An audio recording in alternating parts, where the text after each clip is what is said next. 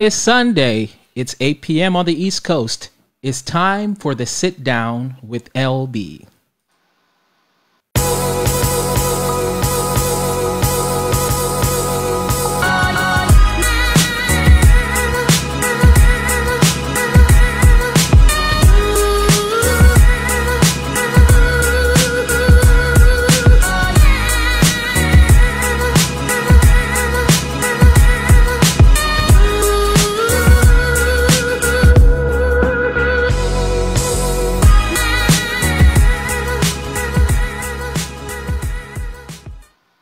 Hello, everyone. It's LB here. It is Sunday night.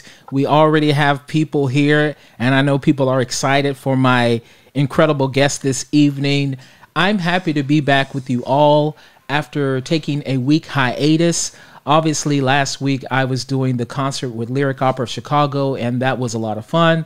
So I didn't have the sit down with LB, but I already sent out a video this week saying that I have an amazing lineup for this month of August, starting today. And so I just want to give a shout out to the people who are already here: Jessica, Leon Brown, Gina Marks, Sue Mortimer, all you who are just tuning in for the Sit Down with LB. I am enjoying it a great deal. And so I also want to thank those people who've been supporting me in social media. I just went over 20,000 followers in Instagram, so I appreciate that. Hello, Catherine Vode. You know, you're very happy. I'm very happy to have you here as well. And so I'm not going to spend too much time talking about myself. Martha Feldman, thank you for being here. But I have an incredible guest here this week, and so I'm starting the month of August off strong. And so my guest today is someone that I've known actually for many years, as I was a young artist at Seattle Opera. I believe it was the first time I got to know her, or maybe I was just starting off singing some principal roles. But I was so moved by her performances, but also her kindness. And so I am honored to be joined today by the wonderful, magnificent Harolyn Blackwell. Hello, Harolyn. Hi, Larry. Thank you so much for having me. Oh, thank you. We do go way back. We do go way back. You know, I'm still young, and you are as well. But it's been it's been a few years, has it not? It's been a couple years. Yes, it has. Yes, it has. How are you doing in these COVID times, if I may ask? You know, I'm doing rather well.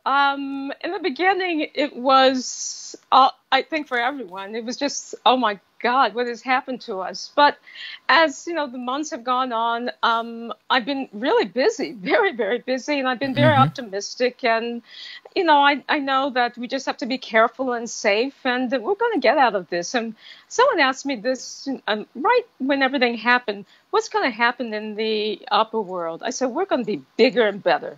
Thank you. I believe it as well. I think people will be running back to the theaters to hear live performances because there is nothing that can replace it. So I'm excited that we'll be back in those theaters sometime soon. Hopefully sooner than later, like everyone else, you know, Yes.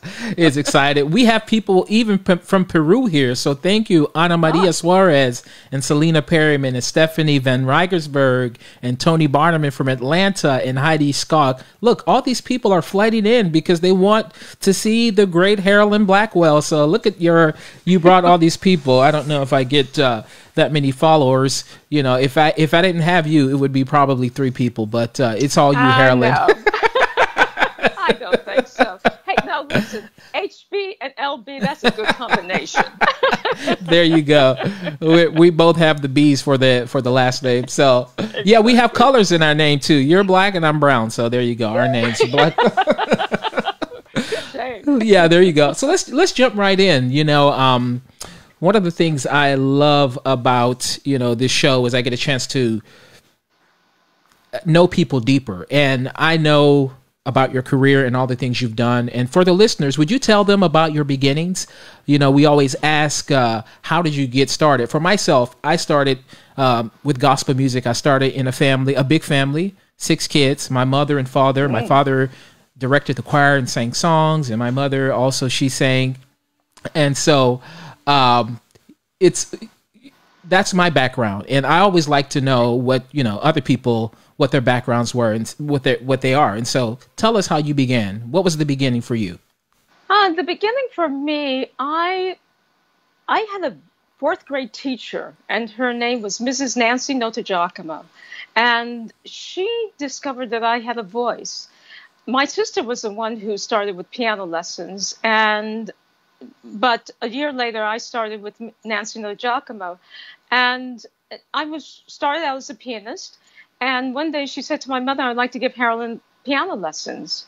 And so, voice lessons. And so that's how it started. But the year before that, my class, she was my fourth grade teacher, as I said. My class, we went to a nursing home to sing. And there was a young voice soprano who sang "Oh Holy Night." And I was transfixed. It was so beautiful that I thought, that's what I want to do. That's exactly what I want to do. Wow. So she heard the talent and started giving me voice lessons when I was about nine Really? or 10. Yeah. Yeah. Do you remember what Very, she very gave you young. first? What was the first piece she gave you? The Sound of Music. Oh, that's a typical piece to give someone, isn't it? Exactly. That was the first thing she gave me. And then eventually I sang "Oh Holy Night" the following Right. year.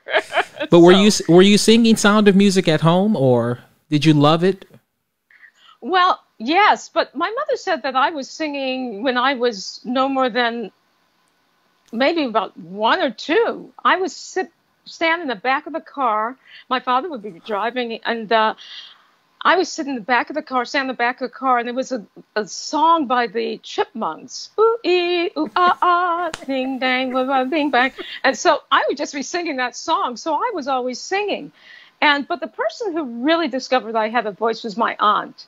And she said to my mother one day, when I guess I must have been about 2 or 3, that she's going to be a singer. And my mother went, "Oh, no, no, no, no." She said, "No, she's going to be a singer."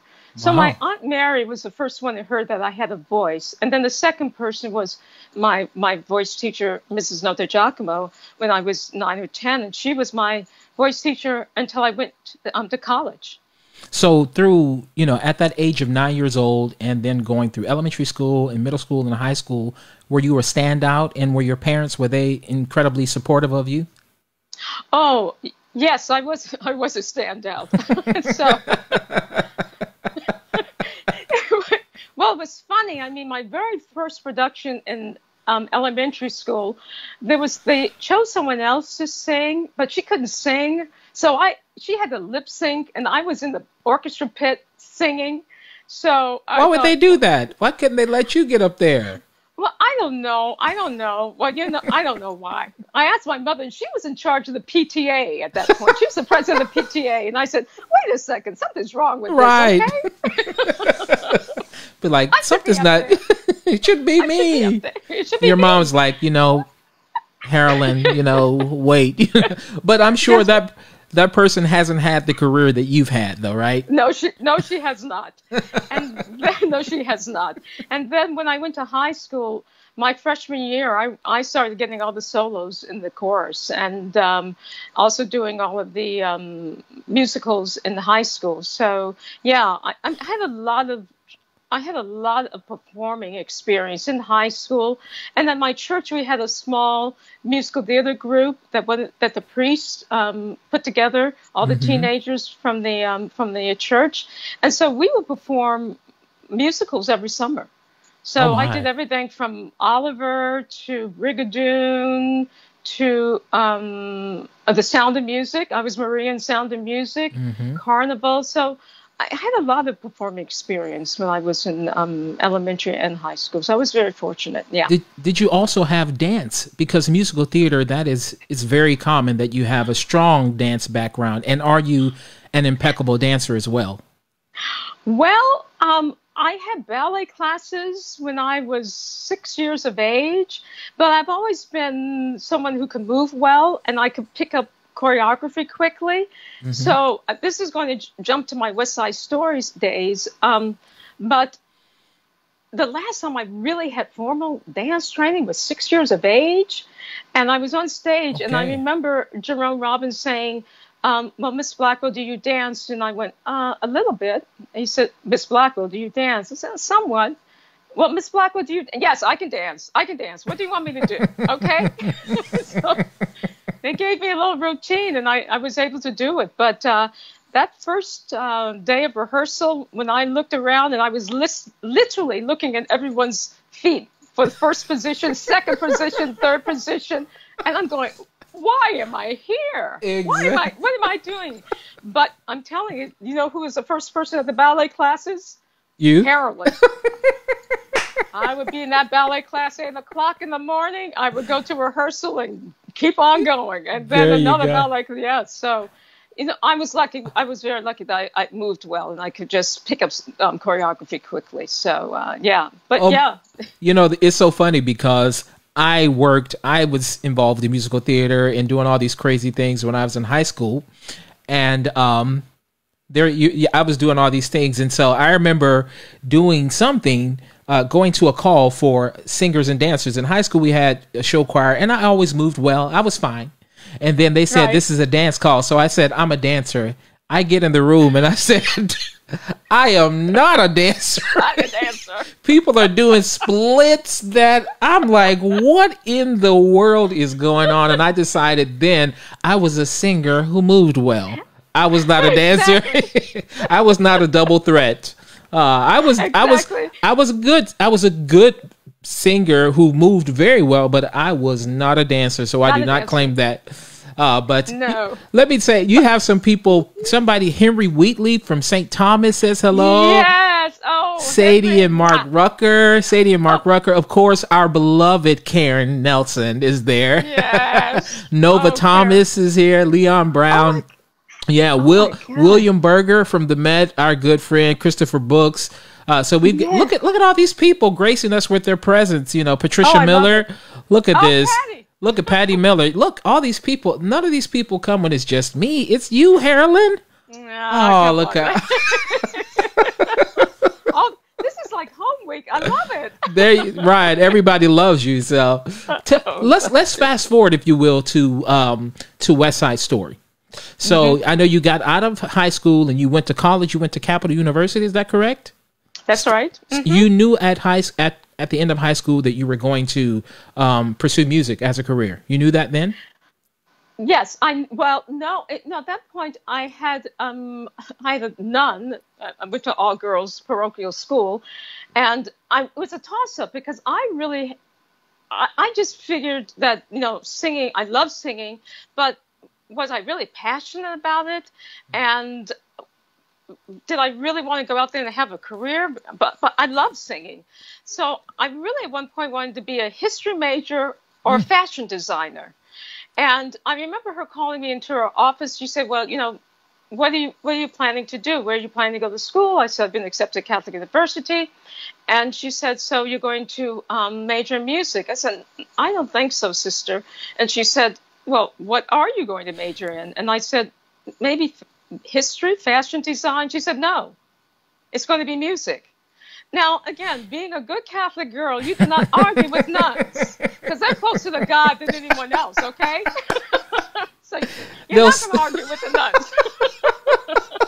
nuns. Right, the nuns are like, you're like, yes. Yes. Yes, mother.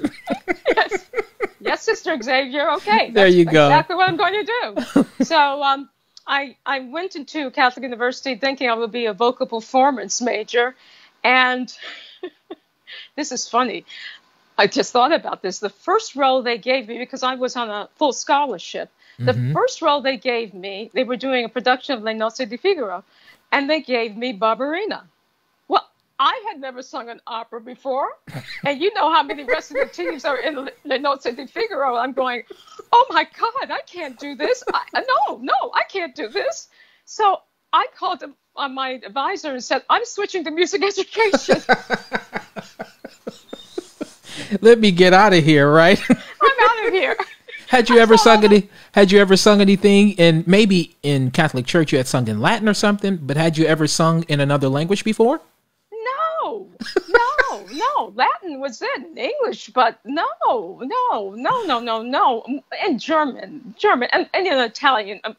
Of course, auditioning at that point, when you're going into college, I had to have an Italian aria, and a German aria, art song, yeah. English, right? So, but not really had studied the language so that I could really sing this, or let alone speak it. And then I just went, oh no, I'm switching my major altogether. That was trial by fire, right? For it them, was. A Mozart recit. Hello? Exactly. I'm thinking, what? I look back upon it now, I'm going, what were they thinking? But well, they saw something in you, obviously. Yes, they did. And so then you were in college in a music education major. We'll get to the West Side Story in a second. So music education major, you changed. Yes, and then what happened after that? Well, I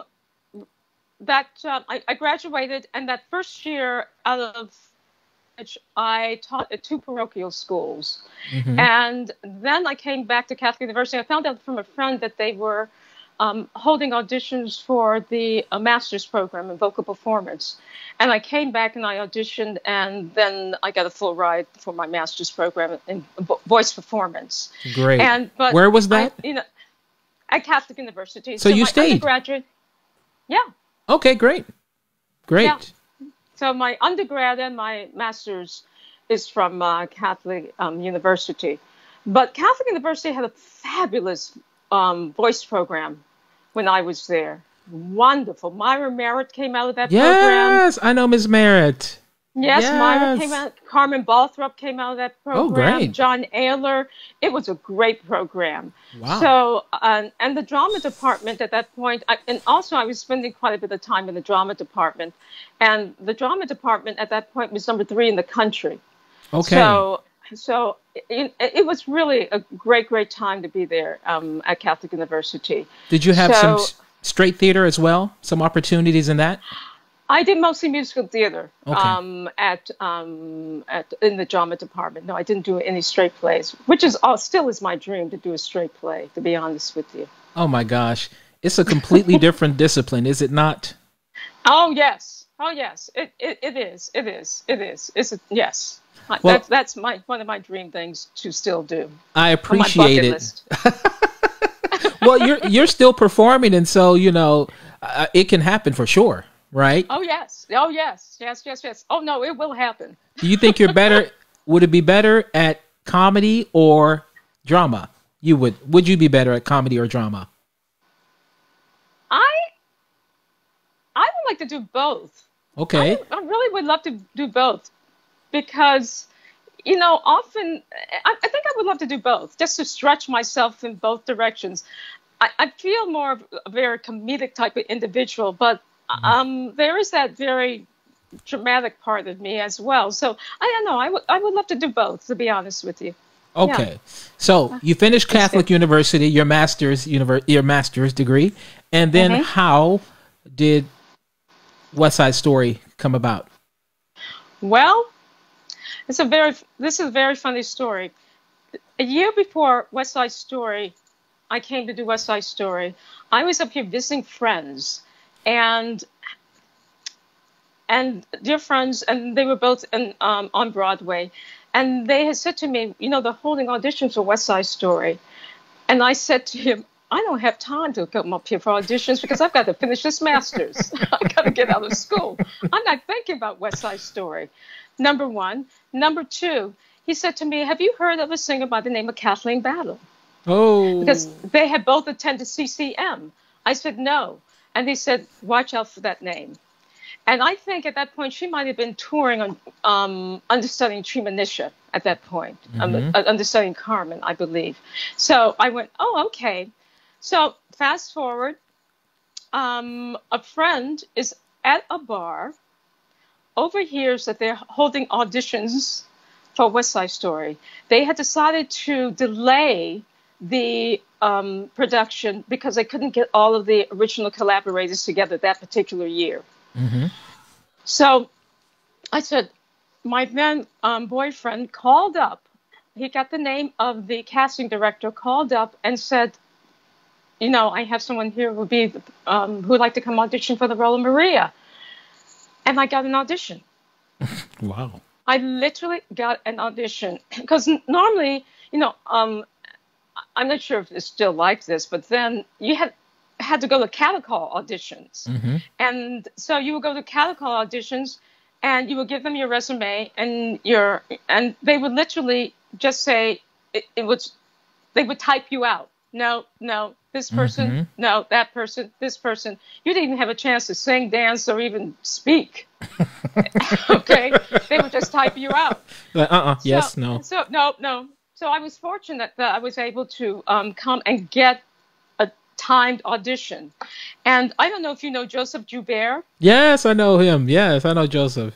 So Joe and I had just met these summer before. We were at a NAMM convention. We had just met each other. I didn't have an accompanist. I didn't know anyone. I called up Joseph and said, Joe, I need you right now, please, for this audition.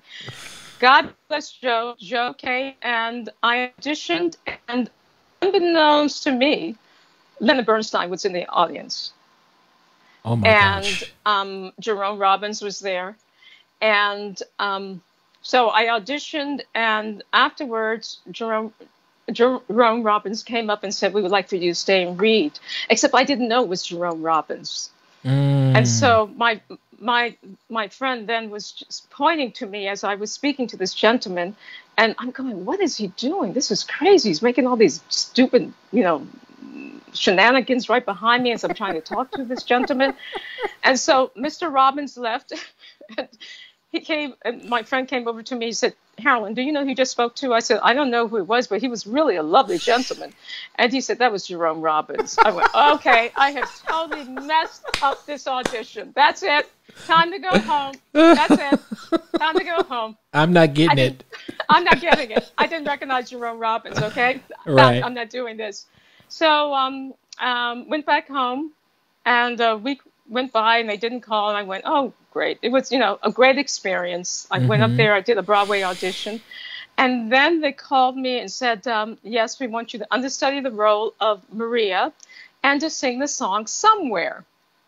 And I went, oh, okay, that's great. And I remember going to my voice lesson, and my teacher was at University of Maryland. And I said, Linda, I'm understudying Maria, and they want me to sing the song Somewhere. And she said to me, you are to go to the library and you are to go look up who originally sang the song Somewhere. And do not come back to the studio until you know who sang Somewhere. Well, I did my homework. You're like, oh. Oh, exactly. Okay. Oh, okay. Exactly. Yeah. Oh. So yeah. So that was it, and then came up in November. Mm-hmm. Yeah, came up in November, and we started rehearsing, and we had our 40th reunion this February.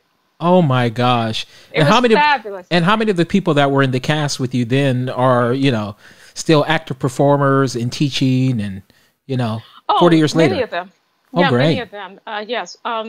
Debbie Allen. Debbie Allen was yes. Yeah. And oh my gosh.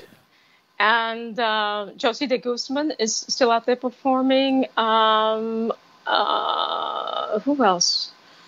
What was it? Can I ask you? Yes. I'm sorry to cut you off, but what was it like meeting Bernstein? Oh my gosh. You have to have stories, right? Well, well, he finally came to a rehearsal, mm-hmm. and those were the days that they had hot pants, safari pants, and safari outfit. Yes. And he had on his safari jacket, and he had, because it was summer, so it must have been Miami. We were in Miami, that's why. So we toured. So the first was Miami, and he had this beautiful white silk scarf and hot pants and these clogs, and he was coming across the stage. Clogs. And only thing you could clogs, white clogs. He was all in white, and a cigarette holder, and this white hair, coming across stage, just embracing everyone and kissing everyone. And I went, oh my God, that's Leonard Bernstein. In hot pants and clogs. Right. And so, in my picture, I had always seen him as a conductor, right? But here he was coming to visit us, and he was wonderful. I mean, it was just wonderful being with him, and he was just embracing everyone, giving me some notes and embracing everyone, and he was so much fun. Lenny was so much fun. He was just it was so much fun. And then I think that evening we went out to a party, and I have pictures of me dancing with Leonard Bernstein. Crazy. I'm sure they're somewhere on your wall pinned up, right? Or you have them hung up on your wall? No, those are the photo album. Those will be in the memoirs, right? Exactly. My dances with Lenny. Oh yeah, it was. Oh no, but Leonard Bernstein. That's what really turned me on to musical theater, seeing West Side in the movie theater. And I knew. I walked out of that theater and I said, I'm going to do that show one day. Oh my gosh. I am going to do that show one day. So I just knew it. It was weird. How long did you stay on that show? For two and a half years. The show ran from February until I would say around the end of December. Around December, then we took a hiatus, and then we did a tour of Europe.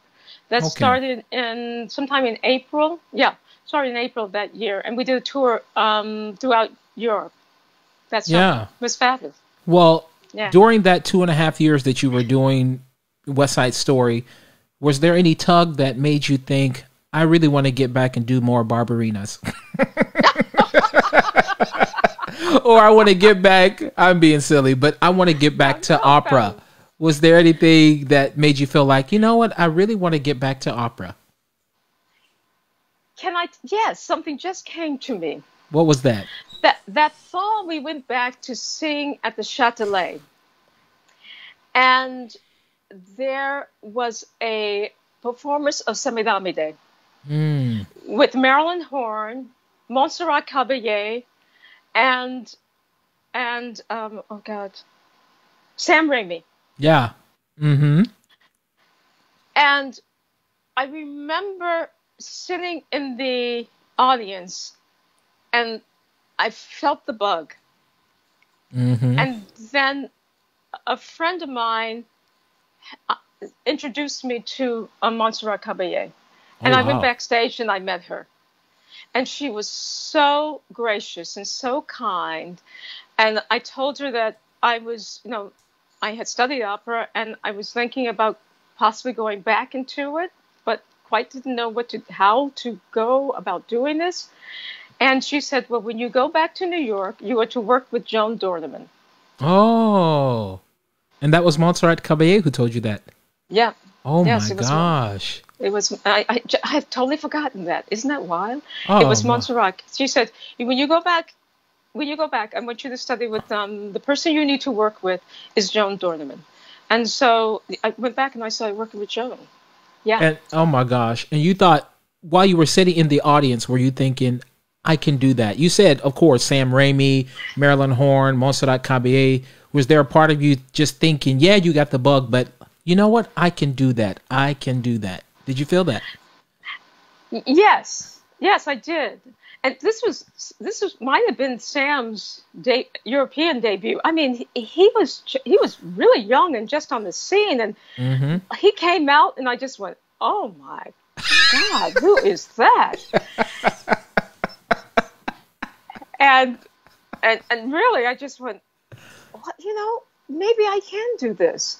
And so, just about that time, I was preparing during that summer, I had started preparing for auditions for different apprenticeship programs.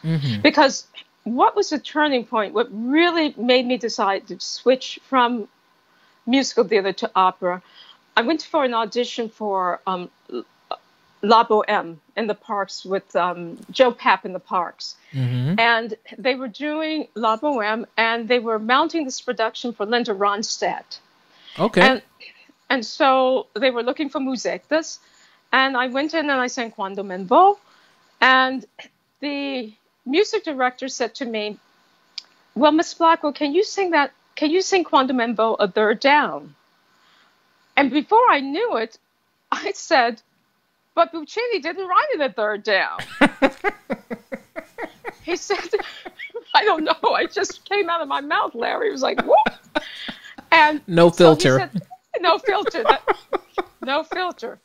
And every once in a while that does happen. But right. And so he said, well, it's with Miss Ronstadt, and I just said, no, I'm not going to do that.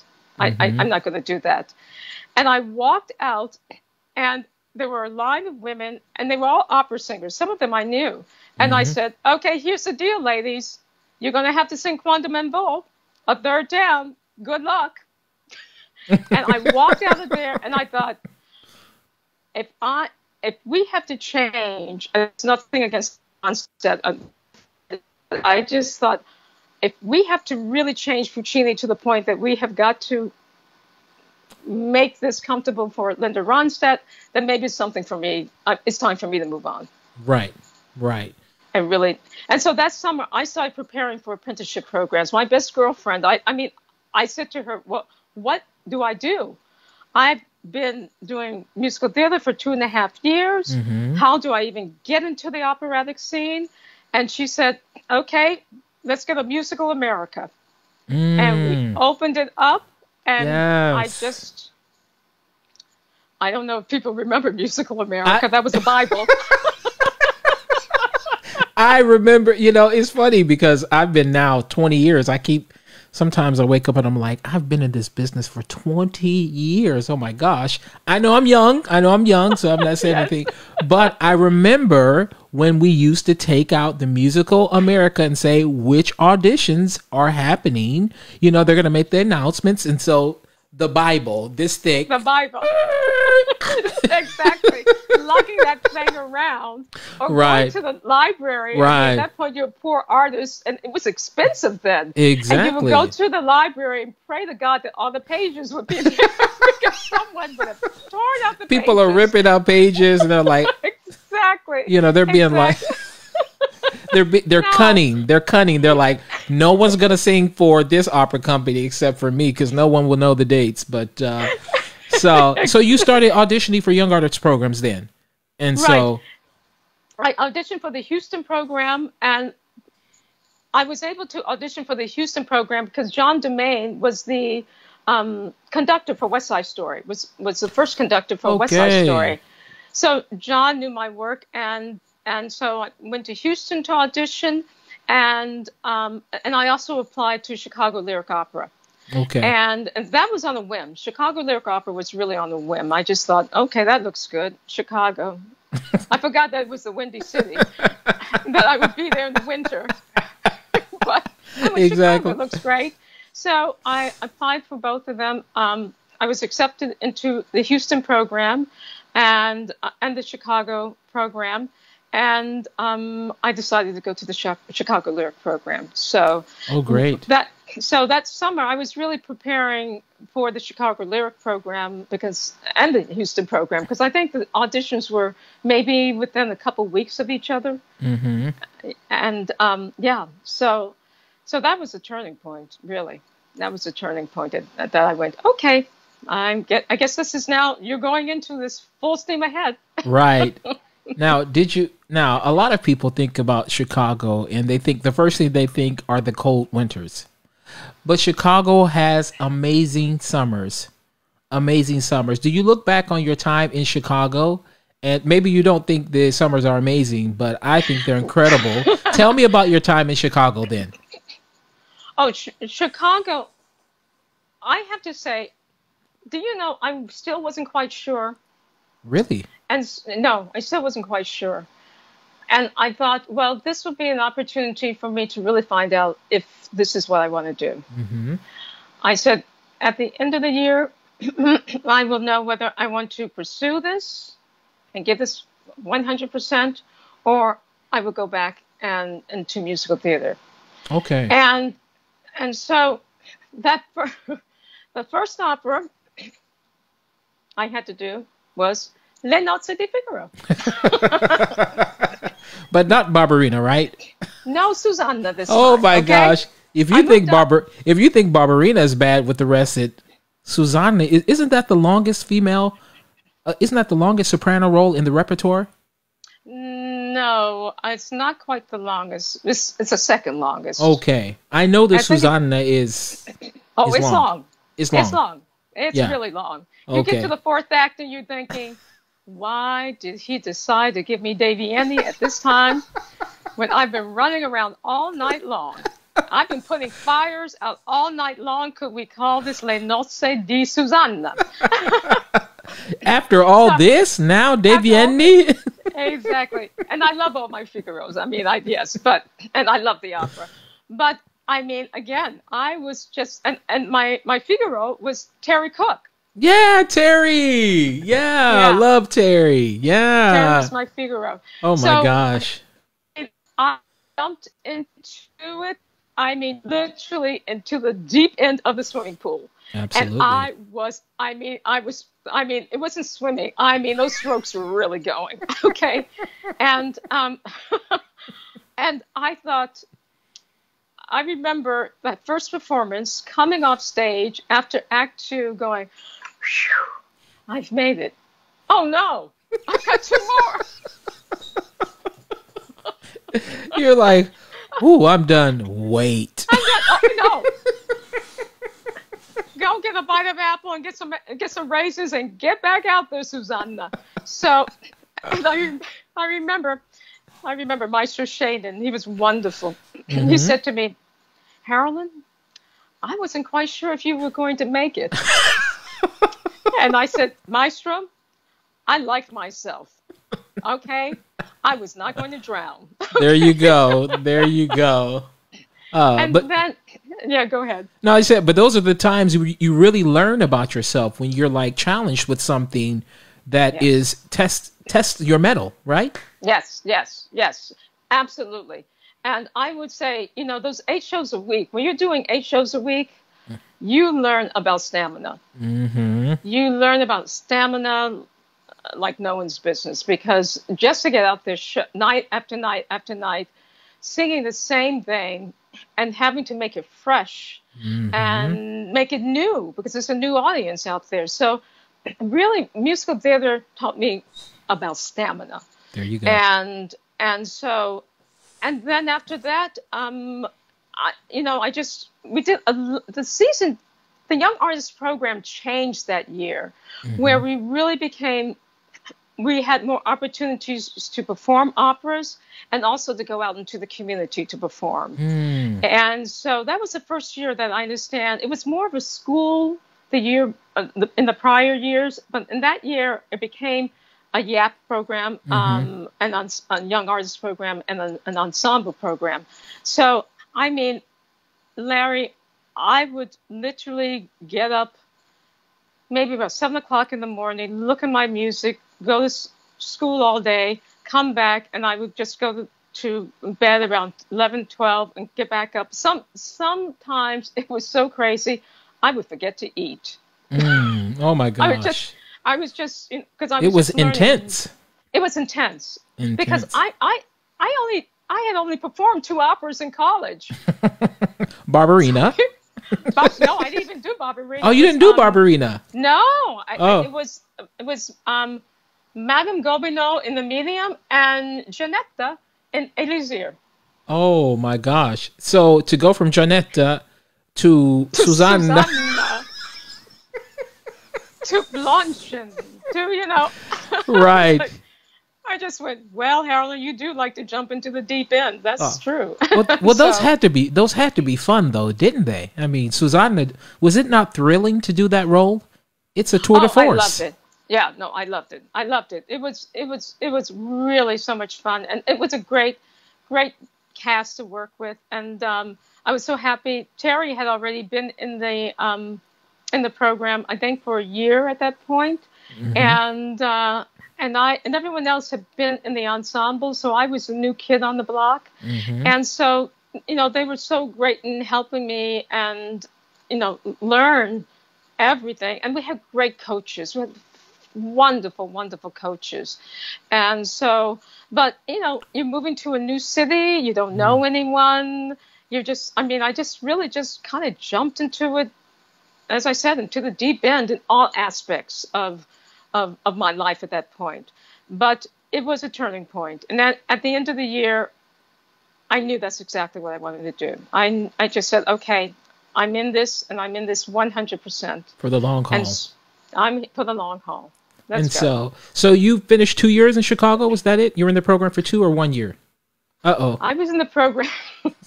I was in the program for 1 year. Now, yes. At the end of the first year, we all had to re-audition. And so, for the following year. And so, we were in class that particular day. And so, Maestro Shannon said, so, I'd like to know when each of you are going to re-audition. When are you going to audition? And Terry said, well, I'm going to do this. And, I think I'm going to do this time. And so he came to me and I said, I'm not going to re-audition. And he looked at me and he said, why? I said, well, I'd like to have this conversation private. So what I realized at the end of the year, Larry, was that I was comfortable on stage. That's what 8 shows a week teaches you. The stage is my home. But what I didn't have was a vocal technique. Oh, okay. That my vocal technique was not secure in order for me to keep this particular pace. And so I explained that to him. I said, I think I need to go back to New York, work with my teacher, and really get my vocal technique together and strong and solid. Oh, my gosh. I really need to do this. And so he said, okay, Harolyn. Larry, I walked into my apartment, the phone rang, and it was Artist Kranick's secretary. Miss Kranick would like to see you at 11 a.m. tomorrow morning, Miss Blackwell. I went, oh, no. Oh, no. I've done it. I've done it. I've done it. So I had a meeting with Miss Kranick, and Miss Kranick she herself was a singer. And she said, Harolyn, we are a little upset at the fact that you've decided not to return. And, when we hire our artists, we expect them to be here a minimum of 3 years. And I said, Miss Kranick, it was my full intention to be here for 3 years. This program has been wonderful, and I have learned so much. And you have been so wonderful. My coaches have been so great. And, I've learned something very important at this juncture. My vocal technique is not strong enough to sustain this. And if I don't do this now, it will crumble. The house will crumble. And I said to her, I think you understand that better than anyone else. If the foundation is not strong, you will not be able to sustain it. Oh, my gosh. That's incredibly, at that age, I mean, it was still a young age, and in such a prestigious program like Lyric Opera Chicago, that took a lot of courage to say to them, and intelligence to say, well, I know what I need to do. Right. And, I'm telling you, my heart was just pounding 1,000,000 miles a minute. But all of a sudden, once I started breathing, vocal technique. after you came to, right? After I came to. And somehow I knew I could speak to Artist Kranick, Miss Kranick, as a singer to singer. That's the key. And that was the key. Maybe if it was someone else, it might have been a different story. But she understood. And I said, I hope you understand, and I hope I will be able to come back here to work when I have everything together. Mm-hmm. This is what I've learned this year. And Wow. so I then left, and she gave me her blessing. And That's then amazing. yeah, I was very, very fortunate, very, very fortunate. And so I, ironically, we had the Met auditions, and I was one of the 4 people selected to go to the Met auditions. So yeah, You thanks. went Yeah, you went for, I mean, the convergence of time and opportunity for you. You just went from strength to strength, from West Side Story to Lyric Opera Chicago and Houston, and now the Met auditions. And so what was that like? well, I went to. There's a part that's very, very important here. I studied with a wonderful coach by the name of Walter Beracchi, and he introduced me to a program that winter with Maestro Carlo Bergonzi. Ah, So I went to study with Maestro Bergonzi, and it was a 6-week program. And again, it was a gift. And was it in Italy? It was in Italy? it was in Busseto, Yeah. Okay. Verdi. Yeah, yeah. Okay, where Mm-hmm. Verdi was born. Mm-hmm. So I went there and studied for 6, and what I discovered during that period was that there was one thing that was happening with the Chicago program. It allowed me to go back and study with my voice teacher, and my voice teacher was pushing me into more lyric repertoire. Mm-hmm. And at Chicago Lyric, they were singing me more lyric coloratura repertoire. Mm-hmm. So there was this constant fight going between me, really, Mm-hmm. not so much with myself, Mm-hmm. about who am I and what is my voice. Yeah. And another turning point in my career was during this program. Renata Tebaldi came to give us master classes, and she had we had a meeting with her, and she and a woman by the name of Silvia Baracchi, Maestro Baracchi's wife, who was our Italian teacher, sat down with me, and they said to me, if you want to have a major career, you've got to give up Liu, you've got to give up Mimi, you've got to sing the Inas and the Annas, Susanna, Desfina, Nonina. And something clicked. Wow. Oh my gosh. Something clicked. And I thought, if these 2 women, if these 2 women are taking the time to tell me, I was being a little stubborn. Huge. Telling me that this is a repertoire you need to really concentrate and base your career on. I better go do this. There must be something there. There has to be something. And everyone had been telling me this, especially in Chicago. But as I said, my voice teacher was telling me one thing, and I was just confused. Right. And I could sing those. Yes, I could sing Liu. I mean, I would audition with 2 KDJ in Durchsetzlichkeit. And people would go, what are you? Yeah. I don't know. I can sing high E's, and I can, what can I say? I can sing the high E's, and I can do the other thing. Right. But, as we well know, once you get an orchestra underneath you, it's a different story. It is a different ball game altogether. And you have to be able to sing that role from the beginning to end. And I think it was Leontine Price who said, when a role is correct for you or right for you, when you finish and you feel you can start that role. Absolutely. From the beginning again. And sing it again in that night. Sing it again. Absolutely. Exactly. And so I went back to my voice teacher. I said, okay, here's the deal. Mm-hmm. We got to take this technique that we're working on, and we've got to put it into these roles. These are the roles I'm going to sing. And if it doesn't work, then it's time for me to move on. Wow. Wow. At that time, we're so impressionable, at a young age when we're trying to make it, and you have these people. I mean, I dealt with the same thing where people are telling me various things. Oh, we hear the dark color in your sound and we think you're this type of tenor. But, someone sat me down as well and said, you know what? You don't need to be singing Bohème. You need to be singing Bel Canto. And for me, that made all the difference.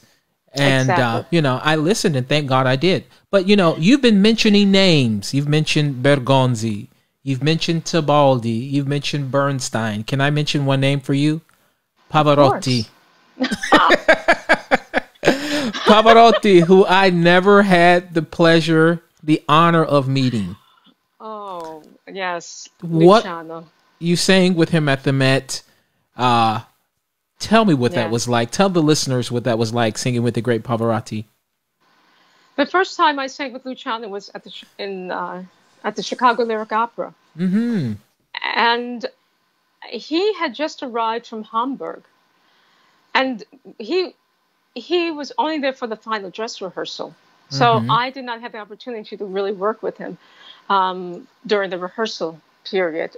And the director was a wonderful woman by the name of Sonia Frizel. I know Sonia. She was the Ponel, the longtime assistant of Ponel, right? Exactly. And so I did several shows with her in Milan, in La Scala. Sonia, Sonia, love her. Yes. Oh my God, Sonia. I mean, she's the reason why, because I had done a Rigoletto with her in Miami with Willie Waters. Yes. And from that job, she was the one who recommended me to Chicago. Oh, great! Because we had worked together. Oh yeah. So anyway, love Sonia. So, she was fabulous, and so he had arrived, and he had just arrived from Hamburg, and he was basically marking. But it was, I think, Act 1, Scene 2. I was kneeling at his feet, and was he that decided Ballo? to sing. Ballo. That was Ballo. Yeah, the Oscar. Yes. Yeah, and Oscar. So I was kneeling at his feet, and he decided at that moment to start singing. And Larry, I just looked up, and I went, "Oh my God! I think I've gone to heaven." I would have fainted. That is the most beautiful sound I've ever heard. And the next thing I heard was the conductor go, "Oscar, Oscar, you missed your interest." I'm like, yes, I did. And who wouldn't? I had totally missed my interest because I just went, oh, that is truly the most beautiful voice I have ever heard in my life. Oh my God, I couldn't respond. Right. And so it was, as I said, the final dress rehearsal, and Luciano decided to change all the blocking. So after we finished the final dress rehearsal, I am literally in my dressing room in tears. And I said to Sonia, Sonia, I'm so sorry. I tried to do everything. I'm so sorry. And she just said, "It's not your fault, Harolyn. You did exactly what you were supposed to do." Exactly. Okay. But Larry, again, instincts kicked in. Yeah. I thought, I'm not going to have another chance to do this. The next thing is going to be opening night. Mm-hmm. I took the courage. I knocked on Luciano's door. And I said to him, I came in, I said, "Maestro Pavarotti, my name is Miss Blackwell. It's such an honor to meet you. I just want to ask you one question. What can I do for you?" Wow. I'm sure he loved that, didn't he? He loved that. He says, "Oscar, I need you here. I need you blah, blah, blah, blah, blah, blah, blah, blah, blah." And I went, "Fine. Excellent." Now, while I was in West Side Story that summer, working on my repertoire for Chicago Lyric, I was in Modena. Mm. And I had the opportunity to work with his voice teacher. Oh, okay. And his voice teacher has said to me, "If you ever work with Luciano, you tell him that you studied with me." Mm-hmm. And before I left, after I got all my notes, I said, "Maestro Pavarotti, I want to tell you that I had the great opportunity of working with your voice teacher, Maestro Paolo Arrigo." And he went, "Ah." Everything was fine from that Say day no on. more, right? Luciano and I mean, I had the best of time. I mean, I knew Oh, exactly where I had to be on that stage, and we just had the best of oh times. my gosh. Really. But it was, again, I don't know where I got the courage to just knock on that door, but I think it was survival again at that Well, point. obviously it's innate. You're one of five kids. Five kids, correct? Five children in your Yes, family. And which one are you? The youngest, the oldest, the middle? I'm number one. That's why I'm Harolyn. That's right, named after your dad, right? I'm named after my father, Harold, so I'm number one.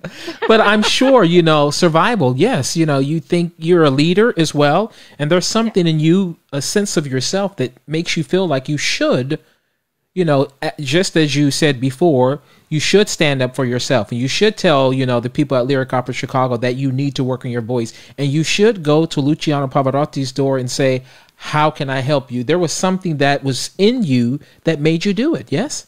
Yes, absolutely, absolutely, absolutely. And from that moment on, it was really, we had, as I said, it was love. I mean, I adored him. I absolutely adored him. And the last time I saw him was at a Met Guild luncheon. They Mm-hmm. were honoring him. And I introduced him. I introduced him. And he came over and he would always put his hand on my head, Larry, like this. Now, I'm going to be honest with you. I don't like people messing with my hair, okay? But Luciano Pavarotti was the only person I would allow to put his hand on my hair. I think it's an Italian thing, like when Is they it? love you, they want to like smack you in your face or hit you on your head or do something. You're like, okay, I love you, and I guess just I love you. that's a cultural I know. thing. But It's if just we were funny because if we were in and I'm my thinking, hometown, no way. here I am, I mean, this is years later. I mean, here I'm, an established artist under my own right and what have you. And he still sees me as Oscar, no sir. I'm going, okay. But that's what I loved about him. I absolutely loved, oh my God. I miss him. I miss him. I mean, it was interesting. The other day I was listening to his Nessun Dorma. Just, Hmm. I was just, and oh, I know. It was a young man excuse me, from the hood discovering Luciano Pavarotti. And Yes. he says, so my friend's been telling me about this guy, Pavarotti. And so I'm going to listen to this tonight. And so it's Nessun Dorma. Oh, And to see his face, all of a sudden he just goes,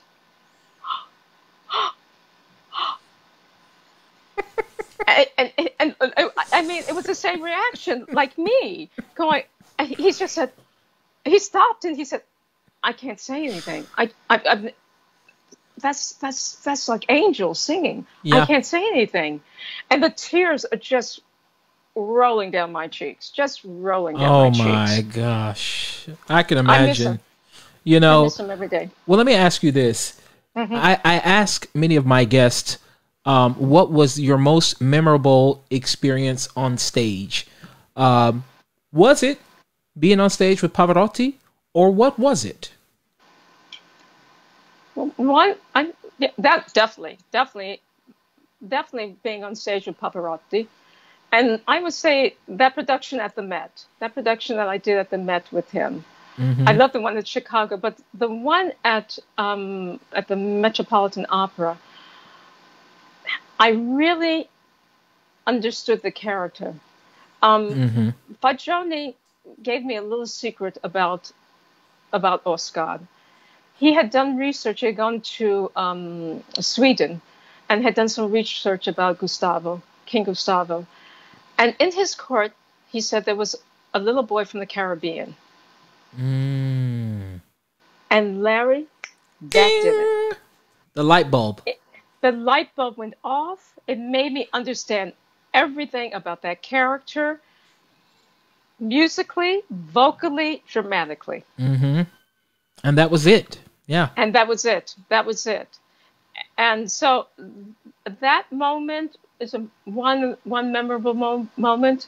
again, as I said, I'm Catholic. I'm singing for the Saint John Paul twice. Oh Um, my. and one moment that really, and I would say two others.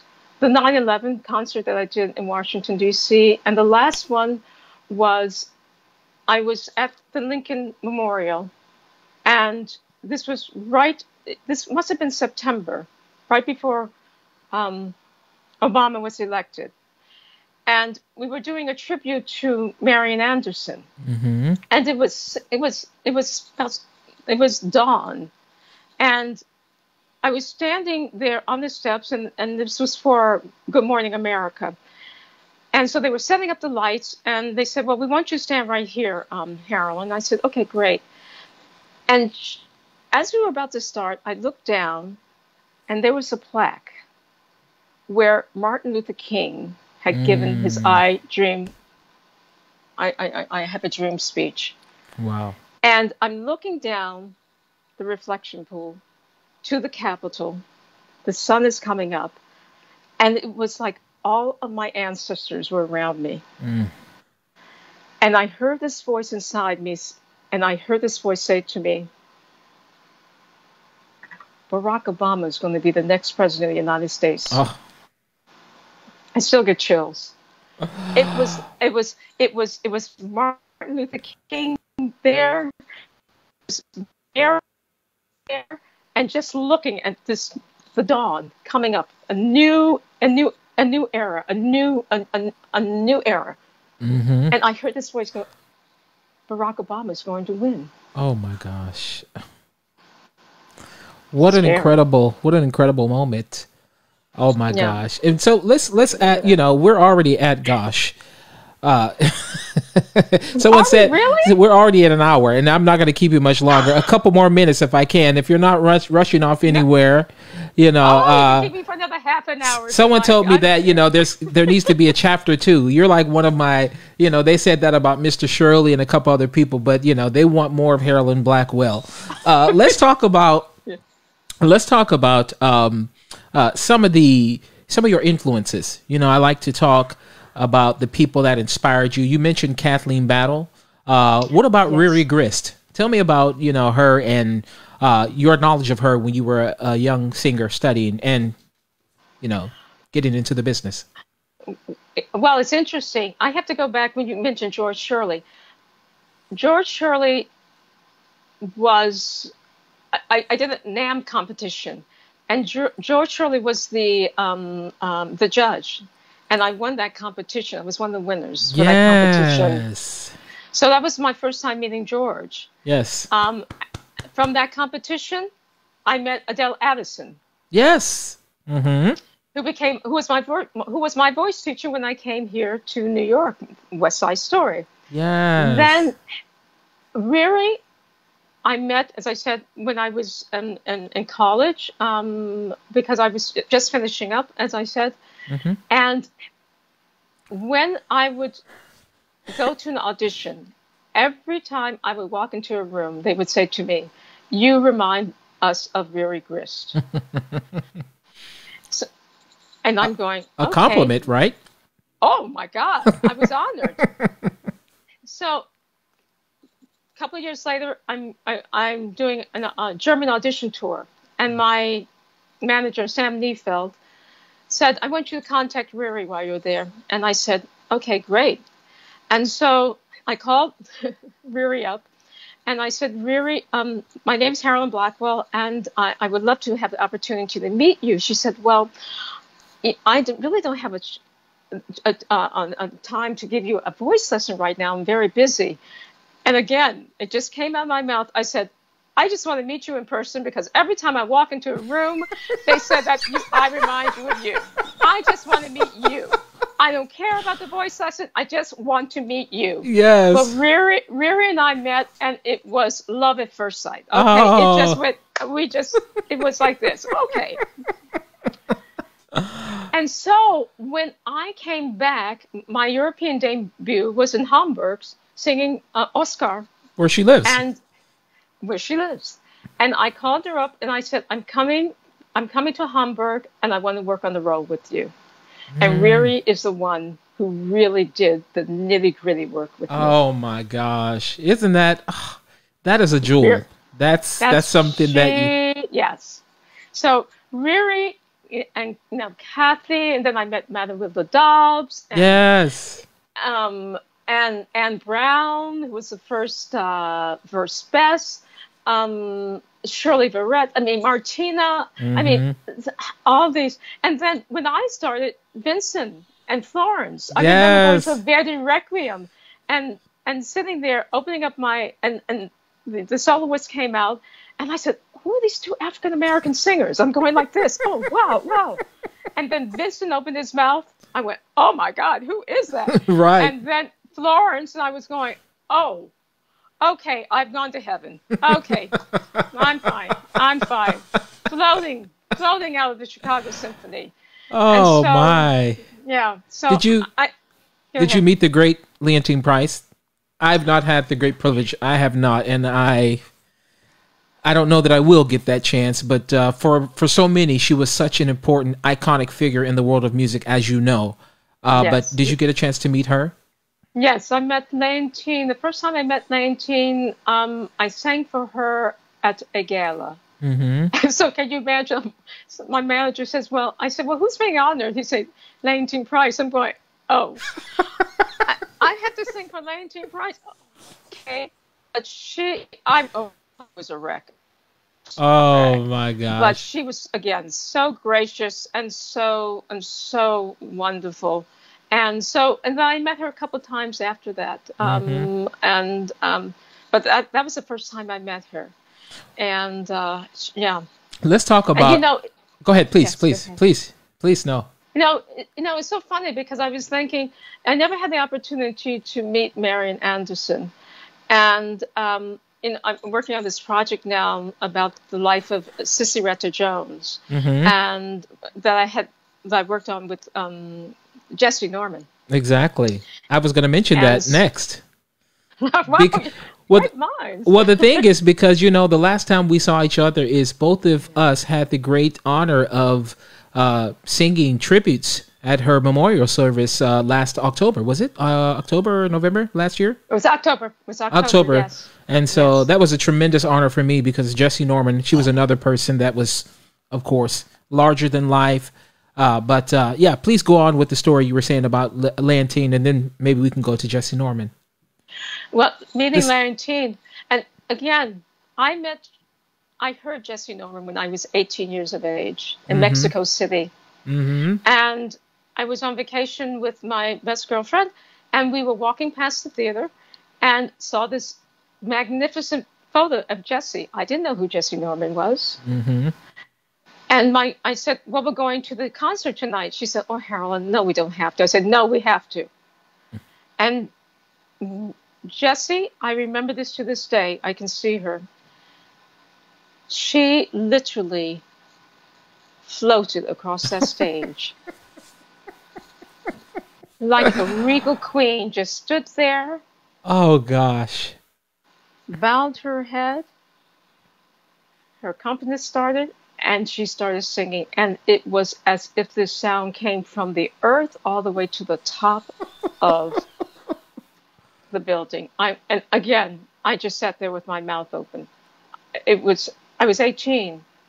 Yes. So that was the first time I met Jessie. Then the second time was at the Met. The sea level, of course. The doors open, and there is Jessie Norman, Miss Norman. And I got on, and I couldn't say anything. I was, hi, Miss Norman. I'm stuttering the entire time. I'm Blair Lynn Hackwell. Yeah, exactly. I'm Blair Lynn Hackwell. Exactly. Barely could get my name out. And again, so kind and so gracious. And then we really got to know each other being on the Kennedy Center Honors. And we would see each other then. And then she asked me to, which is a great honor, to be involved in her African American Festival at Carnegie Hall. And the last night was a tribute to all of the African American artists who had performed on the Carnegie stage. And so I represented Cissy Retta Jones. And it was through Jessie, again, I started doing research. and and then to go full circle to be working on this project with her. It was, I miss her every day. Yeah. And such a, I'm going to cry. Ooh, such a gift, really, Yeah. such a gift, such amazing gift that she gave Adina and me. And it was interesting when she passed away, people said, well, what's going to happen to the project? I said, it's going to happen. It's happening. I said, Lawrence is going to be involved in this project. Janae's going to be involved in this. I'm going to get everybody's going to be involved in this project. Yeah. So, yeah. So let's do it. we're going to do it, Larry. Let's do it. You know, you're mentioning all these names, and some of these, I mean, you talked about Jessie Norman and how she entered the room, and there was an unmistakable elegance, regalness of a person, bigger than life personality.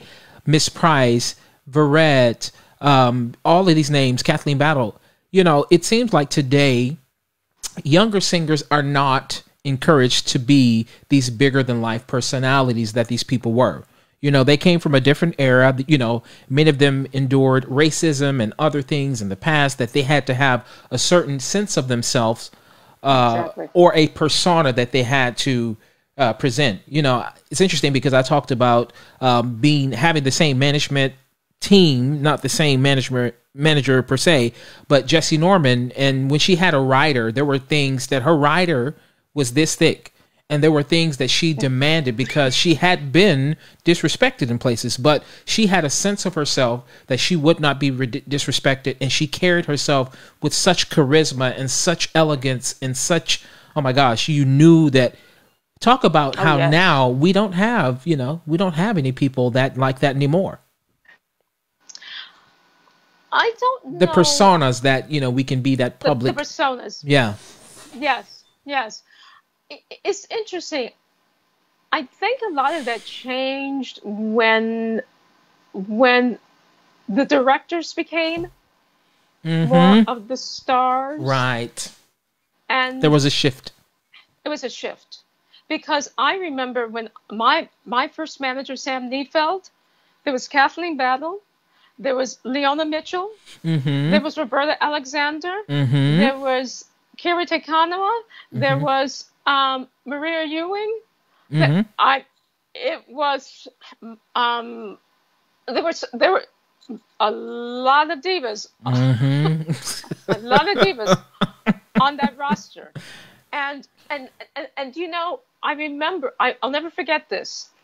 I remember doing we used to have, Columbia Artists used to have the concert artists, where we would go out into the communities and do recitals. And I remember my audition, I decided to sing Adele's Laughing Song. And I sang it in English. And Sam Neefeld called me into his office, and he said, Miss Blackwell, you sing everything in the original language. There was expectations and of how you presented yourself and how you were to be seen in this world, in this operatic world. And so, yeah, I think some of that changed with that. But yes, I just walked in. When I arrived in with that roster, I went, oh, I'm in the diva world. Okay, yes. Did you feel that you had to carry yourself because you saw all these models or these examples of these bigger than life personalities?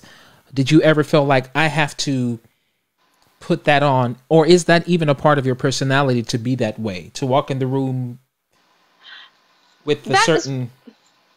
There is, my personality is very much like Jessie in the respect of respect.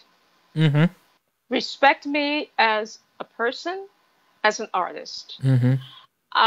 So now I do remember saying to one of my teachers, she said, well, Harolyn, when you go down to Lincoln Center, you know, you have to be coiffed. You have to have you, you have to be coiffed, you have to have the makeup on, you have to be The everything. mink. Now I was the mink, and I went, okay, I said, and then this is me coming from the musical theater world. I Right. went, well, I'm going to put my baseball hat on, my sunglasses on, no one would recognize me. But, but having these women as my example, yes, I left that world and I went into another world, and I noticed that, and yes, I wanted to be like them. And someone said to me, I said, I become a diva when I feel that you are not respecting me, you're not respecting my artistry, and you are not respecting the music first and foremost. There you go. There you go. My job is to respect the music. Yes. And when I feel that you are jeopardizing that, I will stand up. We must. We have to. We must. We have to. And it's interesting. I was having a conversation yesterday about, I had a town hall that I moderated on racism. And we talked about the fact that we must command respect, demand respect. And, I've been the type of person in the past where I felt like I've had to not cower, but, I've always had to kind of like make myself smaller where other people made themselves bigger. But now I'm one of these people, now that I've been in the career 20 years or so, I feel like what I've done in this business, there is a certain respectability that you must present to me. Now, I'm always going to be a professional. I'm always going to be on time and be a good colleague. And so you respect me. And the minute you don't do that, the nice Larry goes out the door. And then I have to put on the persona of someone else that they are going to respect. And so that is very important that people know that, right? Absolutely. Absolutely. Absolutely. No, I'm very much like you. I mean, I like being a good colleague. And I want to be there. We have to work together. We're going to be there for a long period of time, okay? But when someone walks in and says to me, I mean, I remember, and Vincent will tell you this story, that we were in Nice, and I was doing Falstaff with him, and I was singing Nanetta. And I said to my dresser, I said, make sure the crown is on. Please make sure it's on tightly on my wig. And all of a sudden, I start singing Sophie, right? And the crown is going back. I got behind that stage. That woman came towards me. I said, see this? And Vincent, I didn't know this. Vincent said, I was coming towards you to say something, and I saw you coming towards her with your finger going, this will never happen again. Do you understand me? Smoke coming out of you're like, smoking coming. Vincent said, he just started backing away. He said, I just saw all 5'1" of you, all 100 pounds, 5'1" of you coming towards that woman. That's right. not, I'm not able to do my job. Exactly. So no, I'm very pleasant to work with, but when when that happens, it's right. Watch out. Beware. Get out of the way because she's coming, right? Yeah. 5'1". Soaking wet, right? 100 pounds soaking wet, right? Exactly. Let's talk briefly, if we can, about your teaching. Now, you've been teaching for a while now, and I know you're still performing. And if I may say so, I heard you sing just a few short months ago, and you sound fabulous. And so you're definitely still performing. But tell me about teaching and what it means to you right now. Well, especially right now during the COVID, it's really been great. It gives you something to do at least, right? Good Lord. Really, no. I mean, it really has. But it's interesting. The two people, I wasn't quite sure about teaching. And there were three people who convinced me. The first person was Suzanne Menser. Love Vincent Suzanne. Cole. Yeah. Love Suzanne. And Vincent Cole and my voice teacher, Shirley Emmons. Because when I started teaching, I was in the middle, my career was really going full steam ahead. And I kept thinking, how do you do this both? at the same time, because I don't know, with a certain generation, when you said that you were getting ready to teach, it meant that, oh, your career's over. That means you can't sing anymore. That's what it means, right? That was the message they was getting. And I thought, well, I'm still out here doing this. I don't think, what message will I be giving? Mm-hmm. And so it was Suzanne and Vincent who sat down with me and spoke to me and said, you know, it can be done. It can be done. Mm-hmm. It's a little tricky. It's a little difficult, but it really can be done. And once I started, I really started loving it. Mm-hmm. I mean, that first year, I really would love to go back and say to all of my students, please come back for a free lesson. I was trying to figure it out with the help of my voice teacher. Right. And Shirley Emma was a brilliant voice teacher. And so, but now I find so much that I learn something new from them each and every day. Mm-hmm. Every lesson, I find something new about myself as a singer, as an artist, and as a person. Mm-hmm. So, yes, I'm teaching them, but they're also teaching me. Yes. No, please. No. And so it's fulfilling. I mean, mm-hmm. I consider myself to be a singer. I consider myself to be a singer who teaches. Yes, exactly. And it's interesting, Russell Thomas just chimed in. He said, you know, people said the same thing to him, you know, when he has a job right now where he's a performer, and everybody knows that Russell is a, you know, very, very important performer right now, but he's beginning Absolutely. To transition. And I've been thinking about it as well. And, you know, people say that there's a certain time you do it. But like he said, like Russell said, and other people say to me, even Vincent said a couple of weeks ago, he was like, look, you sing until you can't sing anymore. And because it will give people this idea that you can't sing. And that's not the case. Right. You know? Not the case. And And the thing is, Vincent, he said he didn't even want to, he said he wasn't going to teach, but his teacher, Margaret Harshaw, told him, you will teach. And yourself and, you know, all these people, they are really the links to these great teachers. And you feel compelled, don't you think, compelled to teach because you're just reproducing what your teacher taught you that helped you to go on to have a wonderful career. Yes, absolutely. Absolutely. You said it perfectly. That it's passing on mm-hmm. the torch, really. And, you know, that's what it's all about. It's passing on the torch and for the next generation. And then eventually they'll be passing on the torch. So mm-hmm. That's what it's about. And I think many of us at one point just thought, oh, no. Like Vincent said, no, I'm not going to do that. No. But it's funny. It's something, you know, our teachers are quite well aware of this, definitely long before we are. They're living inside of you, yeah. They're living inside of you. And so, and I remember, you know, Vincent saying this to me.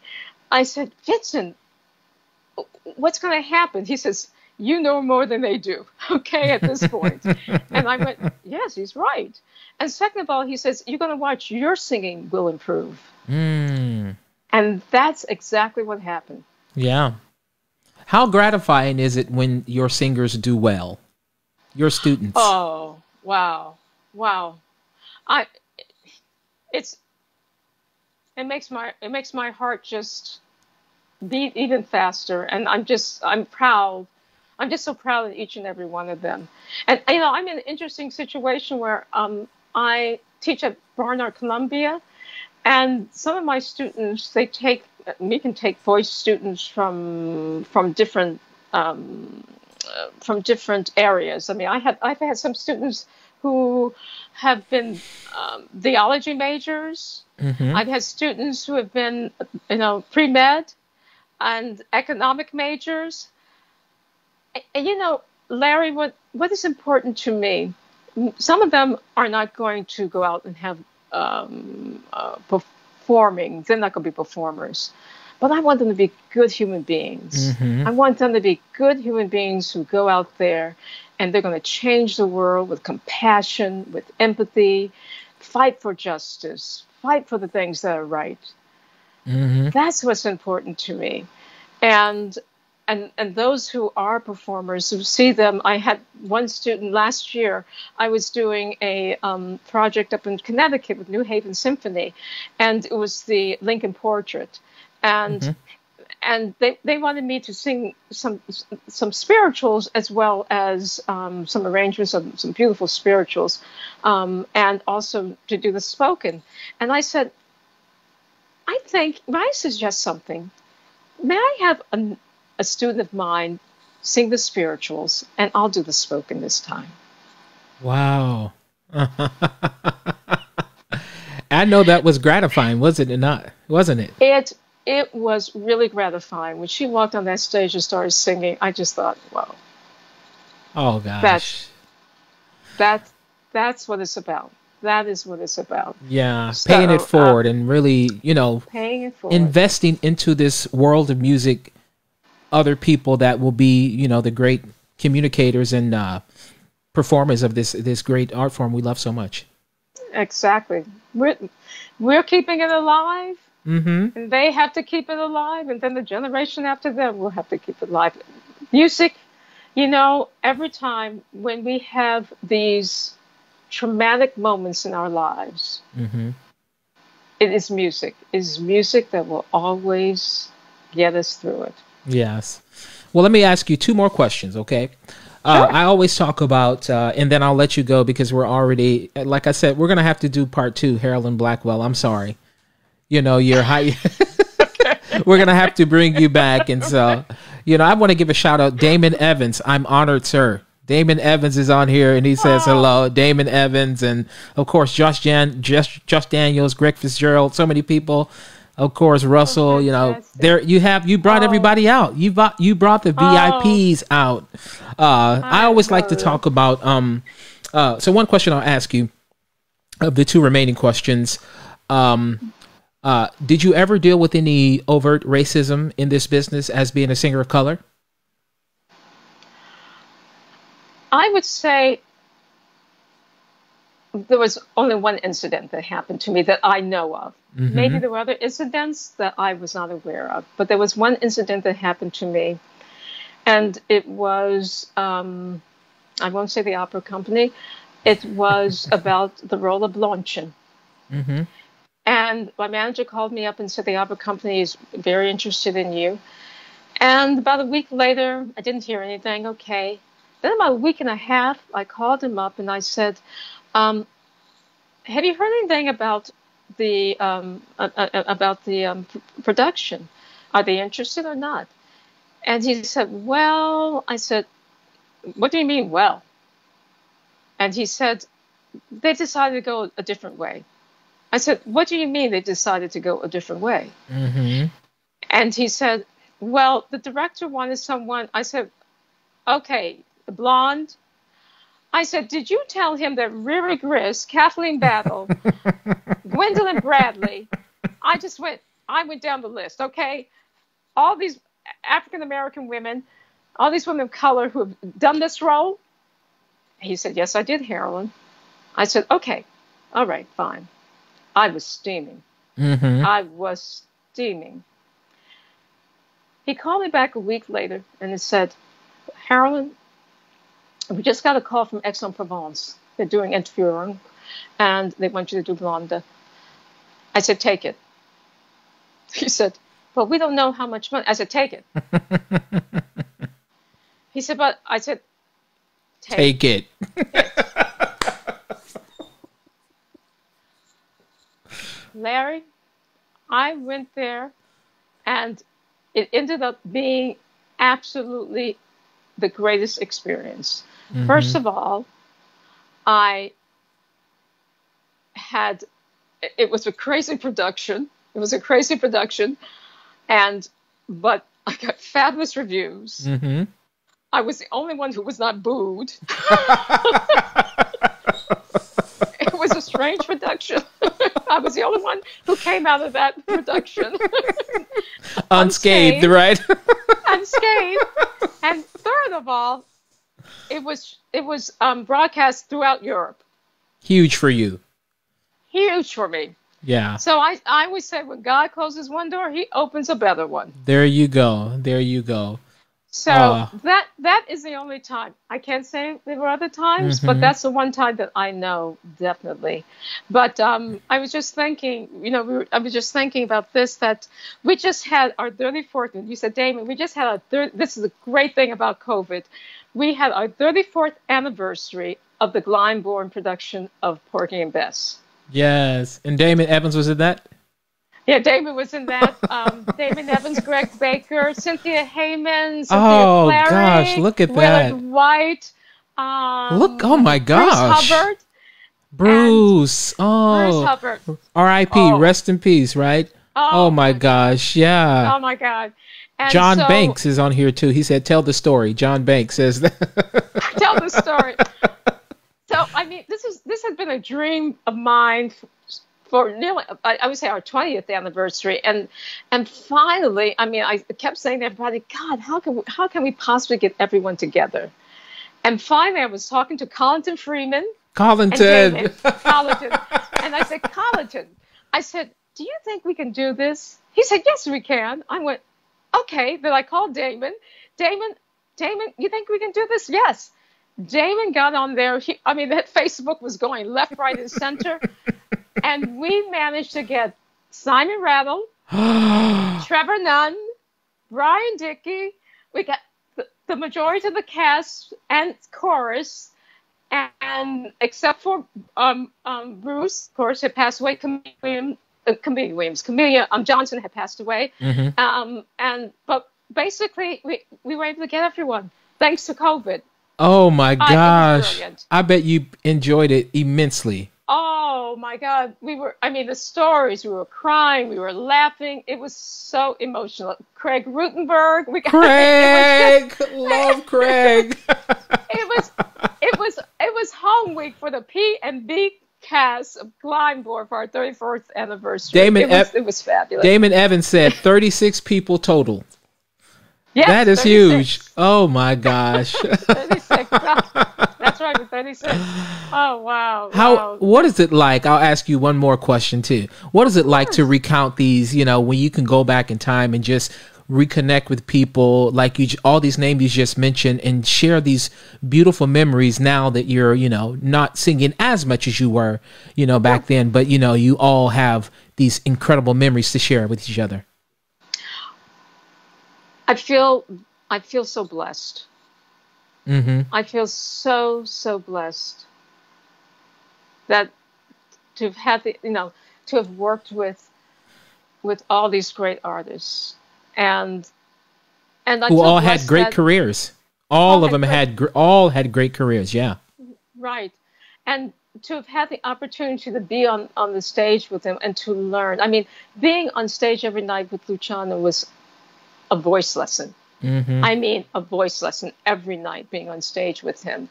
And, I could literally take Italian diction. His diction was just so amazing with that voice. It was just okay. And the voice alone.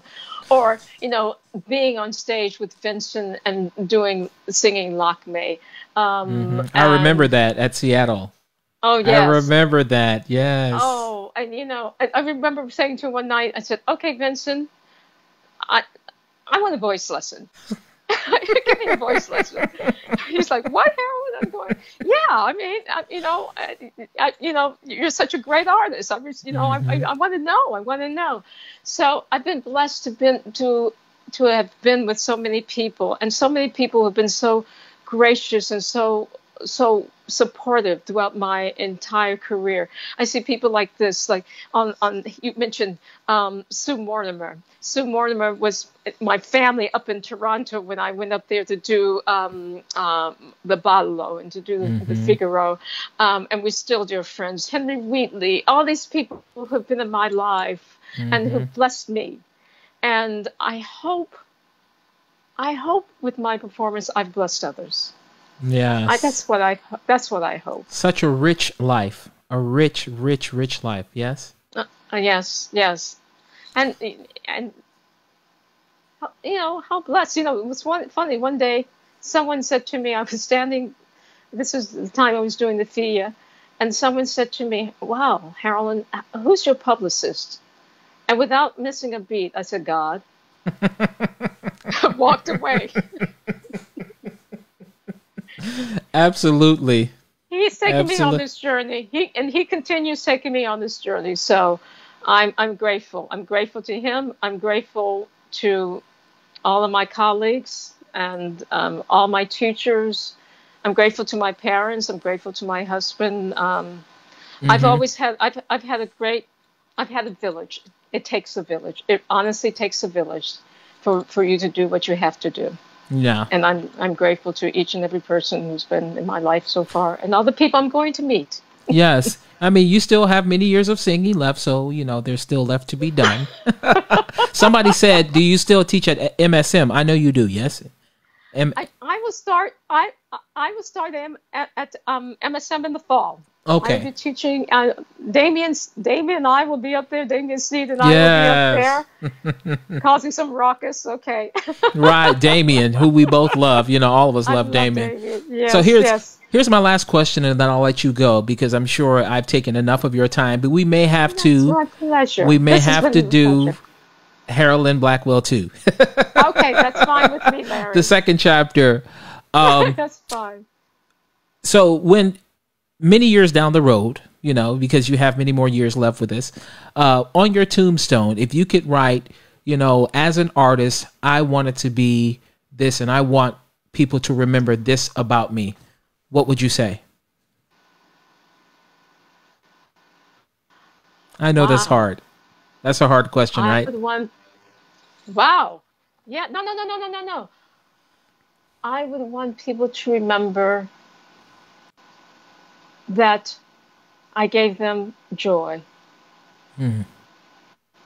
That hopefully my voice and my artistry gave them joy, gave them the opportunity to think about life, every aspect of life, the good, the bad, and how to take that, and in the midst of everything, find the joy and the optimism in life. Because I always say that even in the darkest moments, there's some type of hope, there's some type of bright light there that carries you.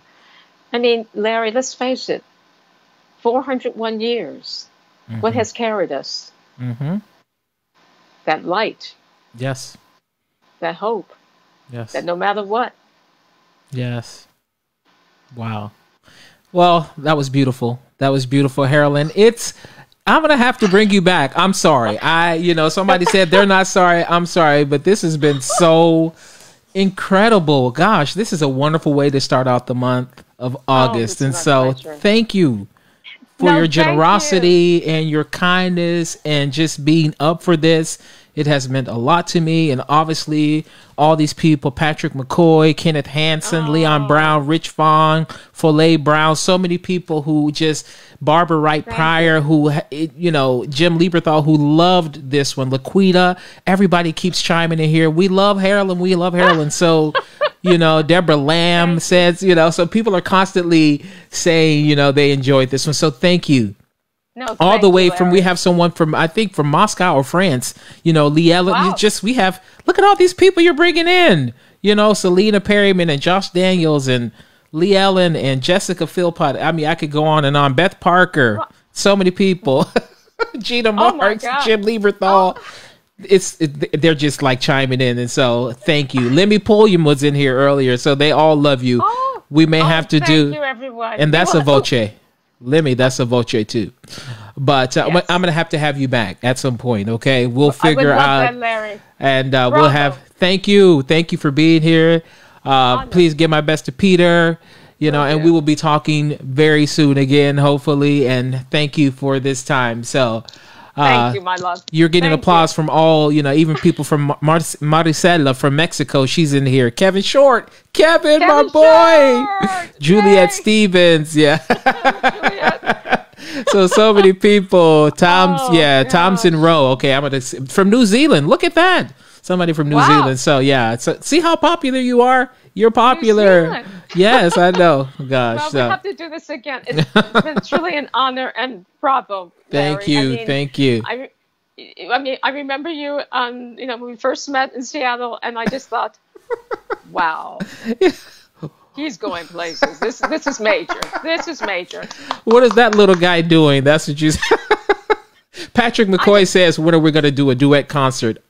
I'm afraid, Patrick, I can't hold a candle to Harolyn Blackwell. What is wrong with you? Know that's not true. Please, I bow in her presence.